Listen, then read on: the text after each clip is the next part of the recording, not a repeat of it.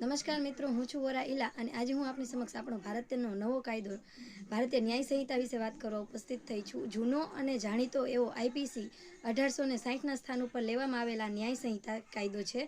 ન્યાય સંહિતામાં ખાસ કરીને સમય સાથે વધતા જતા બાળકો અને સ્ત્રીઓ ઉપરના ગુનાઓનું વર્ણન કરવામાં આવેલ છે, તેમજ તેના સજાઓની પણ જોગવાઈ કરવામાં આવેલ છે.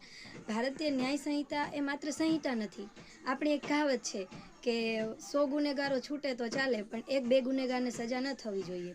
ભારતીય ન્યાય સંહિતામાં બસ આ જ વાતનું ધ્યાન રાખવામાં આવેલ છે, જેમાં દંડને દૂર કરીને ન્યાયને વધારે માન આપવામાં આવેલ છે અને ન્યાયને પ્રથમ સ્થાને રાખવામાં આવેલ છે. ભારતમાં જે વધતા જતા ગુનાઓ છે, ગુનેગારો છે, એને દંડ આપવો એટલો આવશ્યક નથી કે જેટલો તેને ગુનાના રસ્તા ઉપરથી વાળવો આવશ્યક છે.